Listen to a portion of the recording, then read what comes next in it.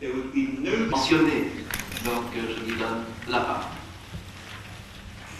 Merci Monsieur le Président, Mesdames et Messieurs. À mon tour, je voudrais exprimer ma vive gratitude à Mme Campion, dont la persévérance a permis notre rencontre, ainsi qu'à l'UNESCO. Et j'ai intitulé ma brève communication « Les traditions religieuses, facteurs d'harmonie ». Mesdames et messieurs, il peut paraître paradoxal, en cette fin de siècle et à l'aube du 4e millénaire de la fondation de la Jérusalem monothéiste par le roi David, loin du Seigneur, de voir dans les religions du livre un facteur d'harmonie. Partout, en Europe et dans le monde, les hommes de religion se font les porte-voix de ce que René Girard, dans un livre important, a appelé la violence du sacré.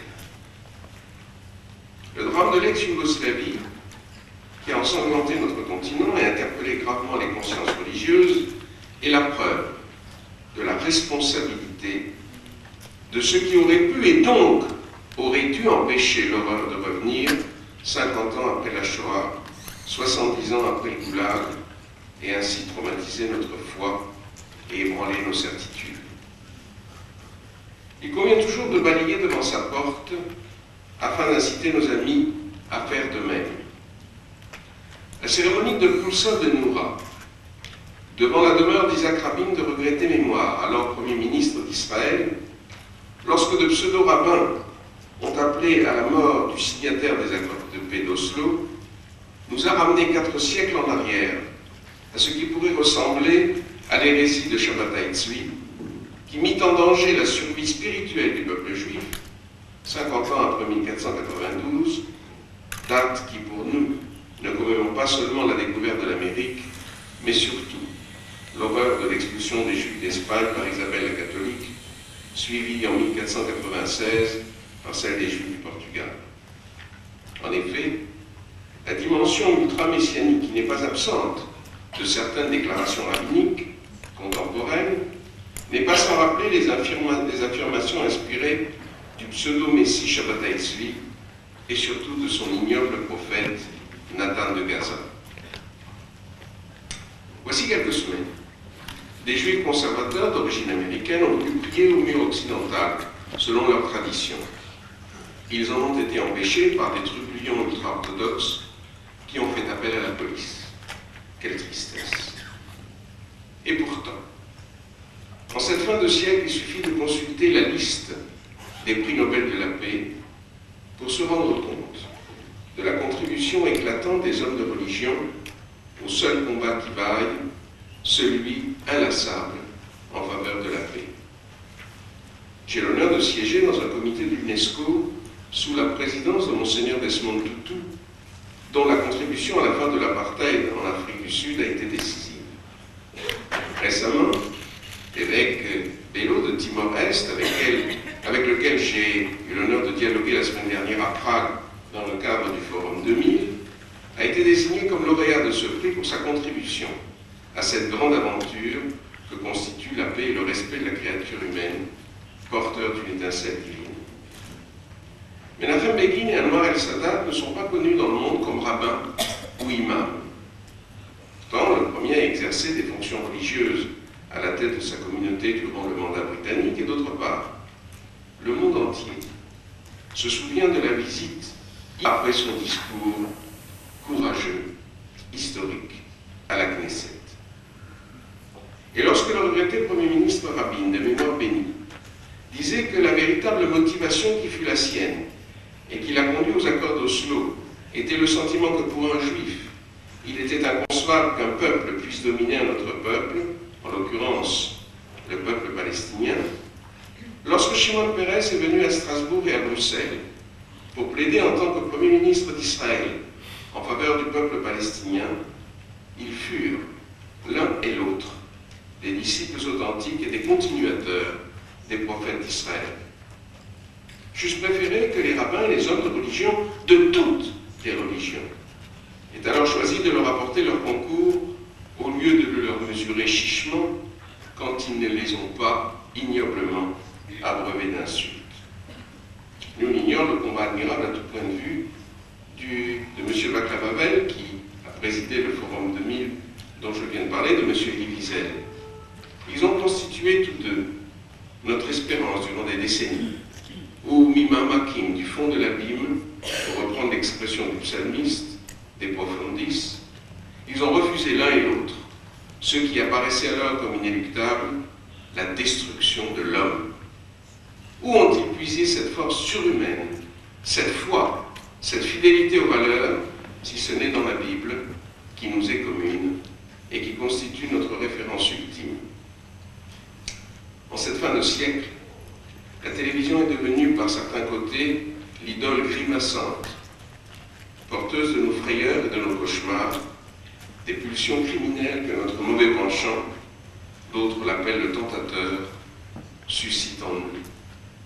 Le journal télévisé quotidien nous apporte sans cesse la vision d'un monde où il n'est question que de crimes, de violence, de destruction, de méchanceté. Et pourtant, dans les douleurs de l'enfantement du millénaire qui vient, voici que l'espérance est au rendez-vous. Ce que la télévision nous montre chaque soir est vrai, hélas, mais ce ne sont que les scories d'un monde qui meurt. Le roi Messie, selon la tradition juive, est prêt à chaque instant à répondre à notre appel, afin de faire régner sur notre planète si meurtrie la paix et la fraternité. Quand donc, demanda un rabbin du Talmud, le prophète Élie, viendra enfin le roi Messie? Et le prophète inspiré de répondre, aujourd'hui, si vous le voulez. Voilà l'espérance qui surgit pour l'humanité entière, du fond des siècles et du summum de la souffrance subie sur cette terre d'Europe. Auschwitz, le Goulag ne sont pas loin de nous, ni dans l'espace, ni dans le temps. Et voici qu'un État contemporain, revenu sur le devant de l'histoire après 19 siècles d'absence, qui se donne des lois fondamentales qui lui tiennent lieu de constitution, promulgue le 31 juillet 1980 la loi du fondement de la justice. Avec votre permission, je voudrais en citer l'article 1er.